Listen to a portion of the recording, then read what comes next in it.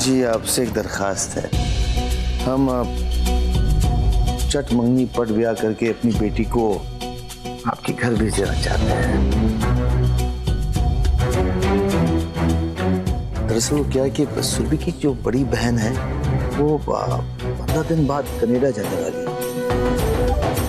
उसके पति को नौकरी मिल गई है, 2 साल बाद वापस आएगी। तो हम चाह रहे थे कि जाने से पहले अगर वो भी शादी देख ले तो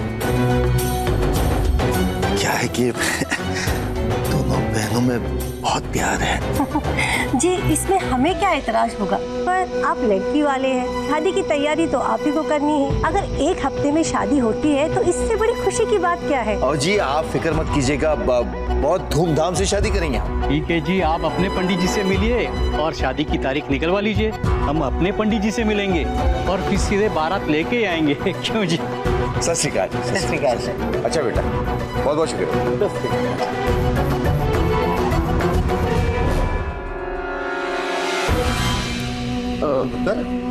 सत श्री अकाल अंकल जी। और सत श्री अकाल।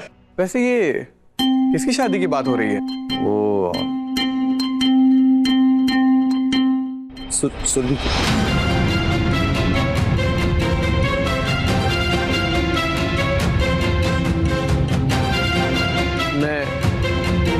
मैं आप लोगों से कुछ बात करना चाहता हूँ, प्लीज।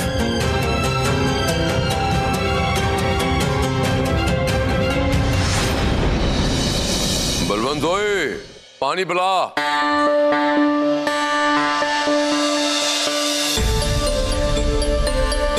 जी आ गए। जी की होया? क्या फैसला सुनाया जज ने? और नाती कितने है हमारा? कौन हो? अरे ओ कोई कुछ बोलता क्यों नहीं? बोलिए जी की होया? कुछ कहोगे? प्रीत चुप करेंगी, अपना टकन बंद करेगी, तभी तो मैं कुछ बोल पाऊंगा। ओ लो जी, मैं हो गई चुप। अब दसो।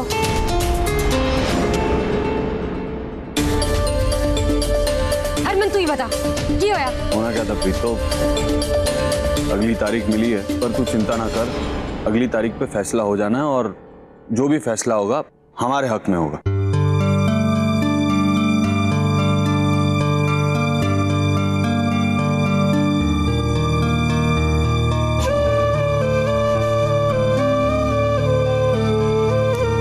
कोई बात नहीं पुत्र, अगली तारीख मिली ना, कोई बात नहीं।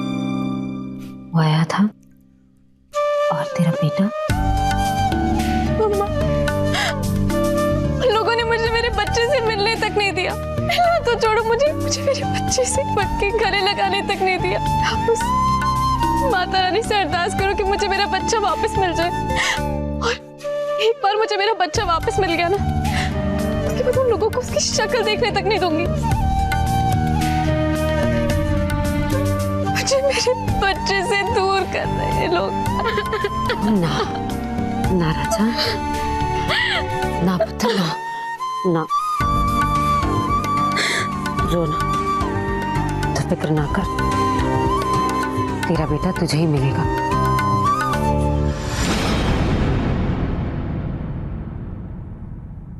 और देख पुत्र, मैं तुझसे फिर से कह रहा हूं, सुरभि की शादी हम तुझसे नहीं करवा सकते। पर क्यों नहीं करवा सकते आप सुरभि से मेरी शादी? आखिर खराबी क्या है मुझमें? देखिए अंकल जी, मैं जानता हूँ कि रिश्तों की बात करने के लिए बड़ों का होना बहुत जरूरी है, लेकिन सिचुएशन को देखते हुए मुझे खुद ही आना पड़ा, वरना बहुत देर हो जाती है। वरुण, हम तुम्हारी बात समझते हैं, लेकिन तुम हमारी मजबूरी समझो। वरुण, हम एक ही घर में अपनी दोनों बेटियों का ब्याह नहीं करा सकते हैं।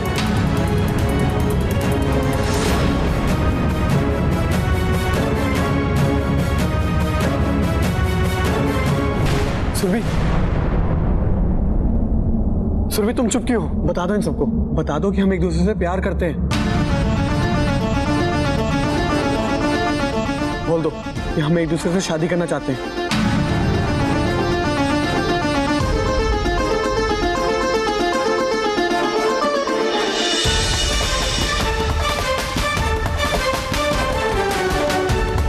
बोल दो सुरभि, बता दो इन सबको।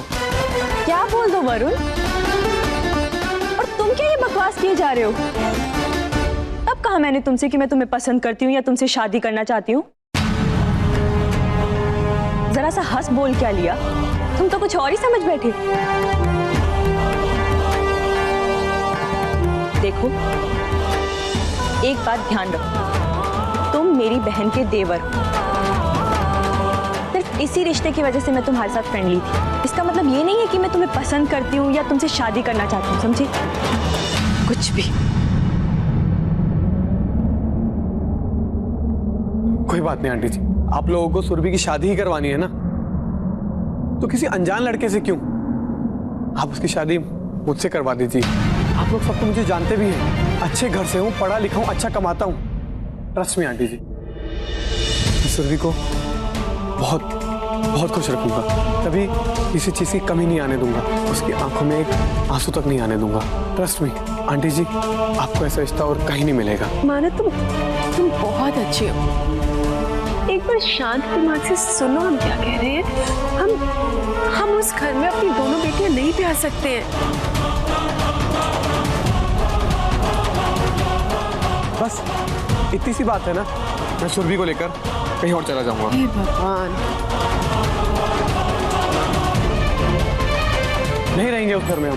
पुत्र तो समझदार क्यों नहीं है? वो ईंट और सीमेंट की चार दीवारी से तो अलग हो सकते हैं, लेकिन रिश्ते तो वहीं रहेंगे ना। कोई भी अपनी शादी के लिए अपने खून के रिश्तों को नहीं छोड़ता है। तो आप लोग चाहते क्या हो? मैं क्या करूं? जो आप लोग कहेंगे मैं वो करने के लिए तैयार हूं, लेकिन एक बात याद रखिएगा, जान पहचान घर में रिश्ता एक अनजान घर में रिश्ता करने से कहीं ज्यादा बेहतर है। नहीं करवाना चाहता हूं।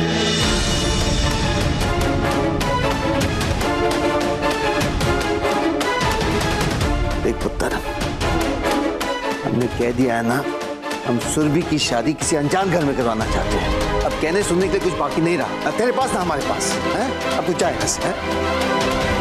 सत श्री अकाल।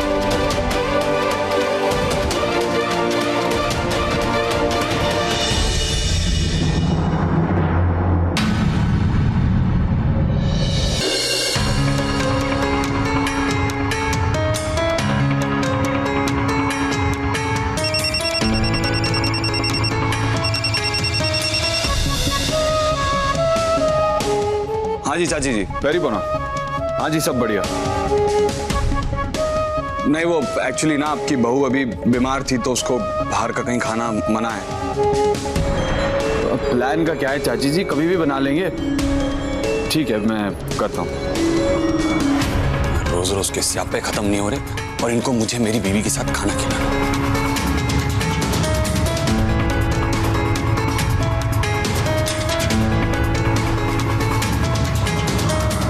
क्या है अब तुम्हें क्या चाहिए? यार बोलो जी, आपसे कुछ बात करनी थी जी। बोलो क्या बात है? अब जब तुम्हारे आगे नारियल फोड़ूंगा फिर बोलोगी बात क्या है? अरे बोलो जी, वो अभी आप लोग जब लौट कर आए तो वो आप जो बातें कर रहे थे, मैंने आप लोगों की बात सुनी। आप लोग रावी जीजी का तलाक क्यों करवाना चाहते हैं? रिश्ते तोड़ने आसान है, लेकिन उन टूटे हुए रिश्तों का बोझ संभाले नहीं संभलता है जी। और फिर माँ बाप दोनों के होते हुए बच्चे के सर से किसी एक का साया नहीं छिनना चाहिए। बच्चे के लिए माँ बाप दोनों का होना बहुत जरूरी है जी। आप अगर मम्मी जी और पापा जी से बात करेंगे तो वो जरूर समझेंगे। जीजी का तलाक मत करवाइए, उनका समझौता करवा दीजिए। जीजी की गृहस्थी फिर से बच जाएगी। जानती क्या हो तुम रावी के रिश्ते के बारे में? हाँ क्या जानती हो बोलो? जब रिश्ते में बचाने के लिए कुछ रह ही नहीं गया तो बचाकर करेंगे क्या? और दूसरी बात, ये मेरे परिवार का निजी मामला है, तुम्हें इसमें बोलने का कोई हक नहीं है। और अब तक इस रिश्ते को हम संभालते आए, आगे भी हम ही संभालेंगे। तुम्हें वकालत करने की कोई जरूरत नहीं। मैं तो जी बस मुझे ज्ञान मत दो। ये मत भूलो कि तुम इस घर में इसीलिए हो क्योंकि मैंने अपनी जुबान बंद कर रखी, नहीं तो अपने जैसों के साथ किसी चौराहे पर तालियां बजा रही। समझी समझी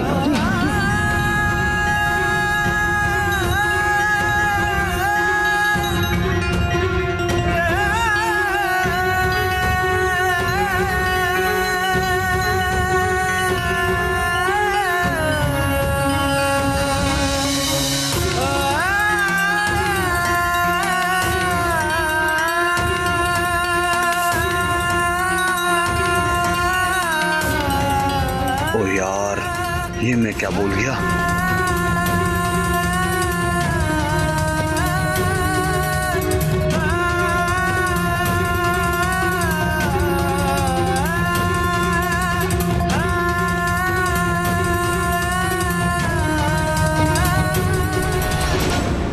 अब रो मत प्लीज। देखो, जब मुझे गुस्सा आता है तो मुझे कुछ नहीं सूझता और मैं कुछ भी बोल पड़ता हूँ। और तुम जैसी भी हो, इसमें तुम्हारी कोई गलती नहीं है। जब मैंने कहा ना, मुझे गुस्सा मत दिलाया करो, तो गुस्से में मैं क्या बोल रहा होता हूँ ये मुझे भी समझ नहीं आता। सॉरी। मेरी जी, आपको माफी मांगने की जरूरत नहीं है। आपकी कोई गलती नहीं है जी। वो तो बस आपकी हंसती खेलती जिंदगी का हिस्सा बनकर आपके साथ झूठा रिश्ता निभाते हुए मैं अपनी पहचान ही भूल जाती हूँ। मेरी सच्चाई छुपाने में आपके मुझ पर बहुत सारे एहसान है जी, और वो एहसान मैं जिंदगी भर नहीं उतार पाऊंगी। सॉरी, आपको नहीं, मुझे कहना चाहिए।